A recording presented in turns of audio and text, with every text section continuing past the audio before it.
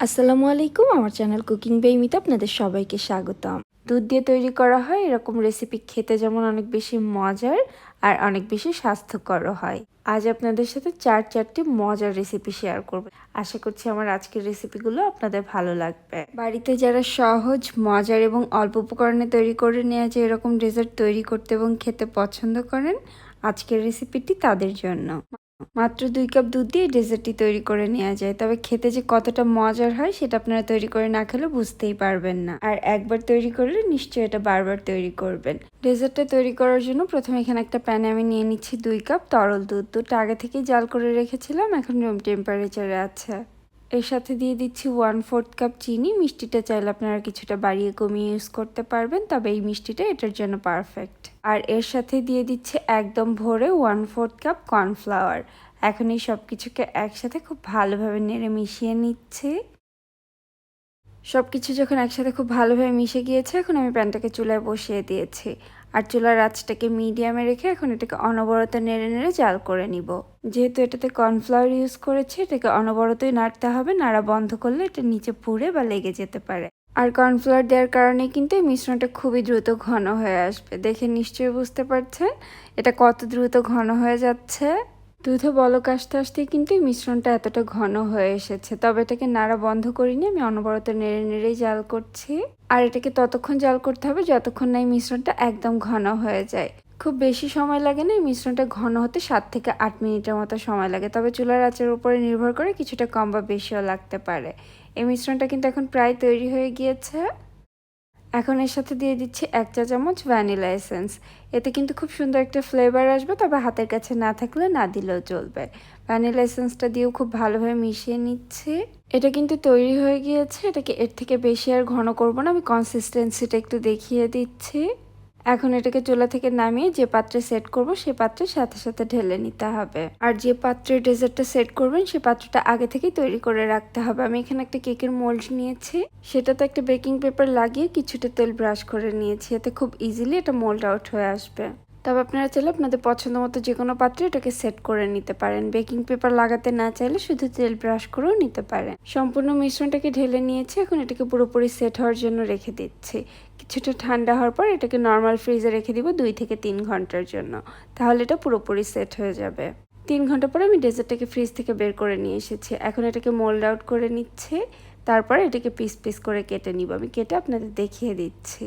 আপনারা কিন্তু আপনাদের পছন্দ মতো এটাকে ছোট বড় যে কোনো সাইজেই কেটে নিতে পারেন। আর এই ডেজার্টটা দেখতে যেমন সুন্দর, খেতে কিন্তু তার থেকে অনেক অনেক বেশি মজা। রেসিপিটি অবশ্যই ট্রাই করবেন বাড়িতে। আর ট্রাই করলে কেমন লাগলো আমাকে কমেন্ট সেকশনে জানাতে ভুলবেন না। আর আমার আজকের রেসিপিটি যদি কোথাও আপনাদের একটুখানিও ভালো লেগে থাকে, প্লিজ আমার চ্যানেলটি সাবস্ক্রাইব করে রাখবেন। আমি এটাকে পিস করে কেটে নিয়েছি। এখন এটার টেস্ট আরও কিছুটা বাড়িয়ে নেওয়ার জন্য আমি এখানে কিছুটা গুঁড়া দুধ নিয়েছি। এখন এই গুঁড়া দুধের ভেতরে এটাকে খুব ভালোভাবে কোট করে নিব। এটা কিন্তু টোটালি অপশনাল। গুঁড়া দুধ দিলে এটার টেস্টটা আরও কিছুটা বেড়ে যাবে এবং দেখতে অনেক বেশি ভালো লাগবে। না দিলেও কোনো সমস্যা নেই, এমনিতেও সার্ভ করতে পারেন। ঠান্ডা ঠান্ডা ডেজার্টটা খেতে অসাধারণ লাগে। ছোট বড় সবার খুবই পছন্দ হবে। আর কাউকে তৈরি করে খাওয়ালে সে তো প্রশংসা করবে এবং রেসিপিও চাইবে। দুধের এই পুডিংটা কিন্তু সার্ভ করার জন্য এখন একদম রেডি। আজ তৈরি করে দেখাবো রোল মিষ্টি। দেখতে একদম দোকানের মতো, আর খেতে কিন্তু তার থেকে অনেক বেশি মজার হয়। তবে এই মিষ্টিগুলো তৈরি করতে একদমই সময় লাগে না, মাত্র 10 থেকে 15 মিনিটের মধ্যে এগুলো তৈরি করে নেওয়া যায়। আর তৈরি করে যখন কাউকে খাওয়াবেন সে দেখে বা খেয়ে বুঝতেই পারবে না যে আপনি মিষ্টিগুলো বাসায় তৈরি করেছেন। আমি আশা করছি রেসিপিটা আপনাদের ভালো লাগবে। প্রথমে চুলা একটা প্যান নিয়ে নিয়েছি, তবে এখনও চুলার জালটা জ্বালিয়ে নিয়ে নিচ্ছে 1/2 কাপ তরল দুধ। দুধটা আগে থেকে জাল করা ছিল, এখন রুম টেম্পারেচারে আছে। এর সাথে দিয়ে দিয়েছি 1/4 কাপ চিনি, তবে মিষ্টিটা চাইলে কিন্তু কমিয়ে বাড়িয়ে এখানে ইউজ করতে পারবেন। আর 1 কাপ গুঁড়া দুধ, যে কোনো ব্র্যান্ডের গুঁড়া দুধ এখানে আপনারা ইউজ করতে পারবেন। এখন এই সব কিছুকে একসাথে খুব ভালোভাবে মিশিয়ে নিচ্ছি। সবকিছু যখন খুব ভালোভাবে মিশে গিয়েছে, এখন চুলার জালটা জ্বালিয়ে নিয়েছে। চুলার আঁচটাকে মিডিয়ামে রেখে এখন এটাকে অনবরত নেড়ে নেড়ে জাল করে নিচ্ছে। এটা ঘন হতে কিন্তু একদমই সময় লাগবে না, মাত্র 2 থেকে 3 মিনিটের মধ্যে দেখবেন এটা ঘন হতে শুরু করবে। মিষ্টিতে কিছুটা ফ্লেভারের জন্য দিয়ে দিচ্ছি 1/4 চা চামচ এলাচের গুঁড়া। হাতের কাছে এলাচের গুঁড়া না থাকলে একটা এলাচ থেতো করে সেটা ইউজ করতে পারেন। এ পর্যায়ে দুধের এই মিশ্রণটা কিন্তু খুবই দ্রুত ঘন হতে থাকবে, সেজন্য চুলার আঁচটাকে খুব বেশি বাড়িয়ে রাখা যাবে না, মিডিয়াম লোতে রেখে এটাকে অনবরত নাড়তে হবে। দেখে নিশ্চয়ই বুঝতে পারছেন এটা কত দ্রুত ঘন হতে শুরু করেছে। এখন এর সাথে দিয়ে দিচ্ছে 1 টেবিল চামচ ঘি। ঘি দিলে মিষ্টিতে যেমন দারুণ একটা ফ্লেভার আসবে, দুধের মিশ্রণটা কিন্তু খুব সহজে প্যানের গাও ছেড়ে দিবে। ঘি দিয়ে কিন্তু এটাকে আমি অনবরত নেড়ে নেড়ে মিশিয়ে নিচ্ছি, আর খুব দ্রুতই কিন্তু একদম ডোয়ের মতো এটা তৈরি হয়ে যাবে। যখন এরকম ডোয়ের মতো তৈরি হয়ে আসবে আর পুরোপুরি প্যানের গা ছেড়ে দিবে, তখন বুঝতে হবে এটা তৈরি হয়ে গিয়েছে। আমি এই মিষ্টির এই মিশ্রণটাকে এখন চুলা থেকে নামিয়ে নিচ্ছি আর কিছুটা ঠান্ডা করে নিব। এই মিশ্রণটা এখন বেশ খানিকটা ঠান্ডা হয়ে এসেছে, তবে পুরোপুরি ঠান্ডা হয়ে যায়নি। যখন হাত দিয়ে ধরা যাবে এরকম গরম অবস্থাতে এটাকে কিছুটা মুথে নিতে হবে 1-2 মিনিটের মতো। আমি কিছুটা মুথে নিয়ে এই ডোটাকে 2টা সমান ভাগে ভাগ করে নিচ্ছি। যেহেতু রোল মিষ্টি তৈরি করব, আমি একটাতে কিছুটা ফুড কালার ইউজ করব। একটা ভাগ একটা সাইডে রেখে দিয়েছি, আর একটা ভাগের সাথে আমি খুব সামান্য একটু গ্রিন ফুড কালার মিশিয়ে নিচ্ছি। আপনারা কিন্তু আপনাদের পছন্দ মতো অন্য যে কোনো কালারও এখানে ইউজ করতে পারেন। যে কালারের রোল মিষ্টি তৈরি করতে চান সেই কালারের ফুড কালারটা মিশিয়ে নিতে পারেন। ফুড কালার দিয়ে এটাকে খুব ভালোভাবে একটু মিশিয়ে নিচ্ছি। আর এটাকে মেখে নেওয়ার সময় যদি মনে হয় হাতের সাথে কিছুটা লেগে যাচ্ছে, তাহলে হাতের সাথে কিছুটা ঘি লাগিয়ে নিতে পারেন। এখন একটা করে ডো নিয়ে সেটাকে বেলে নিব। খুব বেশি মোটা বা খুব বেশি পাতলা করে বেলবো না, আমি বেলে আপনাদের দেখিয়ে দিচ্ছি আমি কতটা মোটা করে বেলেছি। আর যেহেতু রোল মিষ্টি, চেষ্টা করবেন 2টা ডোই যেন সমান ভাগে ভাগ করা হয়। সাদাটাকে ভালোভাবে বেলে নিয়েছি, একটু লম্বাটে করে বেলেছি, আর সবুজটাও একইভাবে বেলে নিয়েছি। সাদাটার ওপর এখন সবুজটা রেখে একটা সাইড থেকে এটাকে আস্তে আস্তে মুড়িয়ে নিচ্ছি। চেষ্টা করবেন একটু সাবধানে কাজটা করার জন্য, যেন ডোটা ছিঁড়ে না যায়। একটু সাবধানে সম্পূর্ণ মিষ্টির ডোটাকে মুড়িয়ে নিয়েছি। এটা দেখতে কিন্তু এখন একদম রোলের মতো হয়ে গিয়েছে। সাইডগুলোকে একটু সমান করে নিয়েছি। এটা যখন দেখতে এরকম রোলের মতো হয়ে গিয়েছে, এখন এটাকে আমি একটা প্লাস্টিকের র্যাপ দিয়ে ভালোভাবে মুড়িয়ে নিচ্ছি। তারপর নর্মাল ফ্রিজে রেখে দিব 2 ঘন্টার জন্য। এতে মিষ্টিটা পুরোপুরি সেট হয়ে যাবে। তবে হাতের কাছে প্লাস্টিক র্যাপ না থাকলে যে কোনো প্লাস্টিকের পলিথিনও এখানে ইউজ করতে পারেন। 2 ঘন্টা পরে আমি এটাকে ফ্রিজ থেকে বের করে নিয়ে এসেছি। এখন পিস করে কেটে নিব, আর কেটে নেওয়ার পর আমি দেখিয়ে দিচ্ছি ভেতরটা কত সুন্দর একদম রোলের মতো হয়েছে। মাত্র 3টি উপকরণ আর 10 থেকে 15 মিনিটের মধ্যে কিন্তু খুব সহজে আপনার এই রোল মিষ্টিটা তৈরি করে নিতে পারবেন। রেসিপিটি একবার হলেও ট্রাই করতে পারেন, খেতে ভীষণ মজার হয় মিষ্টিগুলো। আর আমি বলার থেকে আপনারা নিশ্চয়ই দেখেই বুঝতে পারছেন এগুলো দেখতেই কতটা সুন্দর লাগছে। আমি আশা করছি আমার আজকের রেসিপিটি আপনাদের ভালো লেগেছে। আর যদি কোথাও একটুখানিও ভালো লেগে থাকে, প্লিজ আমার চ্যানেলটি সাবস্ক্রাইব করে রাখবেন এবং পাশে থাকা বেল বাটনটিও অন করে রাখতে পারেন। তাহলে আমি নতুন ভিডিও আপলোড করার সাথে সাথে সবার আগে আপনার কাছে নোটিফিকেশন চলে যাবে। আজ আমি আপনাদের সাথে বুটের ডালের বা ছোলার ডালের হালুয়া বা বরফি শেয়ার করব। এভাবে আপনারা বরফিও তৈরি করতে পারেন, আবার চাইলে হালুয়াও। আমি খুব সহজভাবে রেসিপিটি দেখানোর চেষ্টা করেছি। এগুলো দেখতেও যেমন সুন্দর, খেতেও কিন্তু ভীষণ মজার হয়। আশা করছি রেসিপিটি আপনাদের ভালো লাগবে। এখন চলে যাচ্ছি পুরো রেসিপি। তার বুটের ডালের হালুয়া তৈরি করার জন্য আমি এখানে একটা বড় বলে নিয়ে নিচ্ছি 2 কাপ বুটের ডাল বা ছোলার ডালও বলতে পারেন। আমি এখানে অর্ধেক ভাঙাটা ইউজ করেছি, আপনারা চাইলে আস্তটাও ইউজ করতে পারেন। আর আমি এখানে 2 কাপ ডালের হালুয়া তৈরি করব। বেশ অনেকগুলো হালুয়া তৈরি হবে, তবে আপনারা চাইলে এর থেকে কম বা বেশি করে তৈরি করে নিতে পারেন। এখন এই ডালগুলোকে খুব ভালোভাবে আমি ধুয়ে পরিষ্কার করে নিয়েছি, আর এগুলোকে কমপক্ষে 5 থেকে 7 ঘন্টার জন্য ভিজিয়ে রাখতে হবে। চাইলে সারা রাত্রের জন্য ভিজিয়ে রাখতে পারেন, তবে আপনাদের হাতে যদি এতটা সময় না থাকে সেক্ষেত্রে গরম পানি দিয়ে 3-4 ঘন্টা ভিজিয়ে রাখতে পারেন। আমি এগুলোকে সারা রাতের জন্য ভিজিয়ে রেখেছিলাম। দেখে নিশ্চয় বুঝতে পারছেন ডালগুলো কতটা ফুলে উঠেছে। এখন এগুলোকে আবারও ধুয়ে ভালোভাবে পরিষ্কার করে আমি একটা প্যানে নিয়ে নিচ্ছি। এখন এই ডালগুলোকে খুব ভালোভাবে সেদ্ধ করে নিব। আমি এখানে 2 কাপ ডাল নিয়েছি, এর সাথে দিয়ে দিচ্ছি 4 কাপ তরল দুধ। দুধটা আগে থেকে জাল করা ছিল, চেষ্টা করবেন জাল করা দুধটা ইউজ করার জন্য। আর এর সাথে খুব সামান্য একটু লবণ দিয়ে দিচ্ছি। লবণ দিলে এটা যেমন খুব দ্রুত সেদ্ধ হয়ে যাবে, আর মিষ্টি খাবার একটু লবণ দিলে সেটা খেতে ভালো লাগে। তবে আপনারা পছন্দ না করলে এটি স্কিপও করতে পারেন। আর আমি এগুলোকে প্যানেই সেদ্ধ করে নিচ্ছি, চাইলে কিন্তু প্রেসার কুকারও করতে পারেন, এতে কাজটা আরও দ্রুত হয়ে যাবে। আর যদি প্যানে সেদ্ধ করেন অবশ্যই ঢাকনাটা উঠিয়ে এটাকে কয়েকবার নেড়ে নেড়ে দিতে হবে, তা না হলে নিচে ধরে যাবে। এই তো আমি বেশ কিছু সময় ধরে এটাকে সেদ্ধ করে নিয়েছি, আর এই ডালগুলো কিন্তু এখন পুরোপুরি সেদ্ধ হয়ে গিয়েছে। একটা ডাল নিয়ে হাত দিয়ে একটু চাপ দিলে দেখবেন খুব ইজিলি এটা গলে যাচ্ছে। আর এই ডালের মধ্যে এখন দুধের পরিমাণটাও খুব কম রয়ে গিয়েছে। এ পর্যায়ে এটাকে চুলা থেকে নামিয়ে নিব। তারপর এগুলোকে পুরোপুরি ঠান্ডা করে নিয়েছি। এখন একটা ব্লেন্ডারের জারে এগুলোকে ব্লেন্ড করে নিচ্ছি। আপনারা চাইলে ঘুগনি দিয়ে ঘুটেও নিতে পারেন, সেক্ষেত্রে একটু সময় লাগবে। চেষ্টা করবেন একদম মিহি করে ঘুটে নেওয়ার জন্য। আমি এগুলোকে ব্লেন্ড করে নিয়েছি, এখন এগুলোকে ভুনে নেওয়ার পালা। চুলে আবার একটা প্যান বসিয়ে নিয়েছি। ভরে ভরে 4 টেবিল চামচ দিয়ে দিচ্ছি ঘি। ঘিটা যখন পুরোপুরি গলে এসেছে, এখন আমি ব্লেন্ড করে রাখা সম্পূর্ণ ডালটুকু ঢেলে দিচ্ছি। এখন চুলার আঁচটাকে মিডিয়ামে রেখে এটাকে অনবরত নেড়ে নেড়ে জাল করে নিব। ভালো কিছু খেতে হলে কিন্তু একটু কষ্ট করতে হয়। 1 মিনিটের জন্য নাড়া বন্ধ করা যাবে না, চেষ্টা করবেন অনবরত নাড়ার জন্য। অল্প কিছুক্ষণ জাল করতে করতেই দেখবেন এটা আরও অনেকটাই লিকুইডই মনে হবে, আর এটার কালারটাও কিন্তু কিছুটা চেঞ্জ হয়ে এসেছে।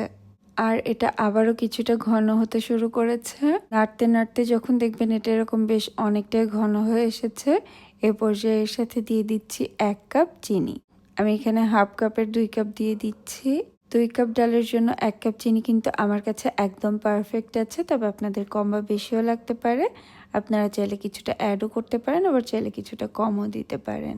এটাকে আবারও খুব ভালোভাবে নেড়ে নেড়ে মিশিয়ে নিচ্ছে। চিনি দেওয়ার পরে চিনি থেকে কিছুটা পানি ছেড়ে এটা কিন্তু আবারও কিছুটা লিকুইডি হয়ে যাবে। দিয়ে দিচ্ছি 1 কাপের মতো গুঁড়া দুধ। গুঁড়া দুধ দিলে কিন্তু এটার স্বাদ অনেক গুণেই বেড়ে যাবে, খেতে অসম্ভব ভালো লাগবে। তবে হাতের কাছে না থাকলে না দিলেও চলবে, চাইলে কিছুটা কম বা বেশিও দিতে পারেন। আর এর সাথে হাফ চা চামচের মতো দিয়ে দিয়েছি এলাচের গুঁড়া, এতে খুব সুন্দর একটা সুঘ্রাণ আসবে। হাতের কাছে এলাচের গুঁড়া না থাকলে 2টা এলাচ থেতো করে ইউজ করতে পারেন। আবার এটাকে অনবরত নাড়তে নাড়তেই দেখবেন আবারও ঘন হতে শুরু করবে। ডালের এই মিশ্রণটা যখন এরকম পুরোপুরি ঘন হয়ে এসেছে, এ পর্যায়ে আমি আবারও 1 টেবিল চামচ ঘি দিয়ে দিচ্ছি। ঘি দিয়ে এটাকে আবারও খুব ভালোভাবে নেড়ে নেড়ে মিশিয়ে জাল করে নিচ্ছি। লাস্টের দিকে এই ঘিটা দিলে এটা থেকে কিন্তু দারুণ একটা সুঘ্রাণ আসে। আর এই বরফিটা তৈরি করার মাঝখানে আমি আরও 1 টেবিল চামচ ঘি দিয়েছিলাম। টোটাল 6 টেবিল চামচ ঘি এটাতে ইউজ করেছি। আমার এই বরফির মিশ্রণটা কিন্তু তৈরি হয়ে গিয়েছে। দেখে নিশ্চয়ই বুঝতে পারছেন এটা কিন্তু স্প্যাচুলার গায়ে আর লেগে যাচ্ছে না। এই পর্যায়ে এটাকে চুলা থেকে নামিয়ে নিচ্ছে। এটাকে বরফির জন্য সেট করে নিব।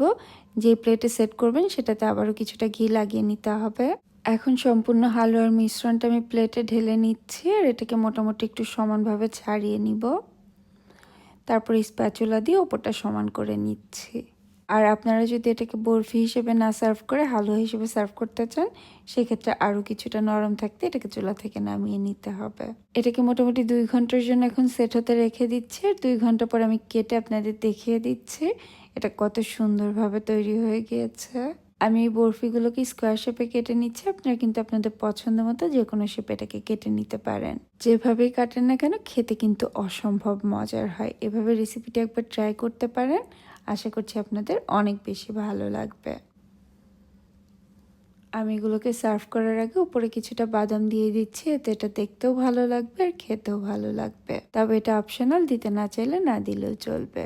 আপনারা যদি রেসিপিটি এভাবে ট্রাই করে থাকেন, আমাকে কমেন্ট সেকশনে জানাতে ভুলবেন না আপনাদের কেমন লাগলো।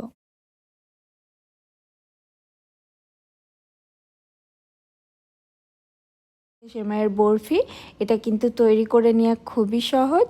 মাত্র 15 মিনিট আপনারা এটা তৈরি করে নিতে পারবেন, আর খেতে অসম্ভব মজার হয়।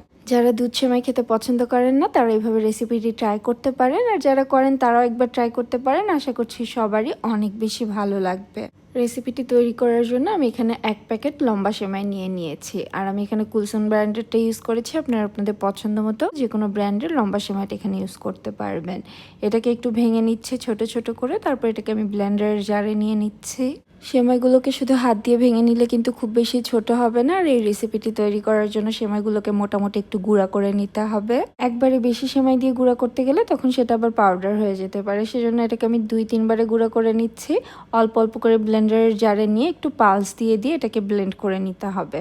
দেখে নিশ্চয়ই বুঝতে পারছেন আমি এটাকে কিভাবে গুঁড়া করে নিয়েছি। সেমাইগুলোকে একটা প্যানে নিয়ে নিয়েছি, আর চুলার আঁচটাকে মিডিয়াম লোতে রেখে এখন 2 থেকে 3 মিনিটের মতো এগুলোকে এভাবে একটু ভেজে নিচ্ছি। 2-3 মিনিট এভাবে ভেজে নেওয়ার পর এখন এর সাথে দিয়ে দিচ্ছি 2 টেবিল চামচ বাটার। বাটার পরিবর্তে চাইলে আপনারা এখানে ঘি ইউজ করতে পারবেন, তবে তেল ইউজ করা যাবে না, তাহলে এটা টেস্ট নষ্ট হয়ে যাবে। বাটার দিয়ে এটাকে আমি আরো 2-3 মিনিটের মতো খুব ভালোভাবে ভেজে নিচ্ছি। যখন কালারটা কিছুটা চেঞ্জ হয়ে এসেছে, এখন এর সাথে দিয়ে দিচ্ছি 1/3 কাপ পানি, যেটার সাথে আমি আগে থেকে কিছুটা স্যাফরান বা জাফরান সোক করে রেখেছিলাম। দিলে এটাতে যেমন সুন্দর একটা কালার আসে আর সুন্দর একটা সুঘ্রাণও আসে, তবে হাতের কাছে না থাকলে আপনারা চাইলে এটাকে স্কিপও করতে পারেন। জাফরান মেশানো পানিটা দেওয়ার পরে আমি এখানে আরো 1/3 কাপ পানি দিয়ে এটাকে খুব ভালোভাবে নেড়ে মিশিয়ে নিচ্ছি। আর এ পর্যায়ে চুলার আঁচটাকে কিন্তু মিডিয়াম লোতে রেখেছি। এর সাথে দিয়ে দিচ্ছি 1/4 চা চামচের মতো এলাচের গুঁড়া। হাতের কাছে এলাচের গুঁড়া না থাকলে 2টা এলাচ থেতো করে ইউজ করতে পারবেন। আর আপনারা যদি জাফরান ইউজ না করেন সেক্ষেত্রে শুধু নর্মাল পানিটা এখানে ইউজ করতে পারবেন। আমি কিন্তু এখানে টোটাল 1 কাপের কিছুটা কম পানি ইউজ করেছি। এখন এর সাথে দিয়ে দিচ্ছি কনডেন্স মিল্ক। প্রথমে আমি 1/2 কাপ কনডেন্স মিল্ক দিয়েছি, সেটাকে কিছুটা মিশিয়ে নেওয়ার পরে এখানে আরো 1/4 কাপ কনডেন্স মিল্ক দিয়ে নিয়েছি। 2-3 বারে কনডেন্স মিল্কটাকে দিয়ে নিয়েছি। আর এখানে আমি টোটাল 1 কাপের একটুখানি বেশি কনডেন্স মিল্ক ইউজ করেছি। এই রেসিপির জন্য অবশ্যই কনডেন্স মিল্কটাই ইউজ করতে হবে। আর কনডেন্স মিল্ক কিন্তু আপনারা বাসায়ও খুব ইজিলি তৈরি করতে পারবেন। সেটার একটা রেসিপি আমার চ্যানেলে আছে, চাইলে দেখে নিতে পারবেন। লিঙ্ক ডেসক্রিপশন বক্সে দেয়া থাকবে। কনডেন্স মিল্কটাকে আমি সেমাইয়ের সাথে খুব ভালোভাবে নেড়ে মিশিয়ে নিয়েছি। আর এই রেসিপিটা তৈরি করার সময় চুলার আঁচটাকে খুব বেশি বাড়িয়ে তৈরি করা যাবে না, মিডিয়াম লোতে রেখেই তৈরি করে নিতে হবে।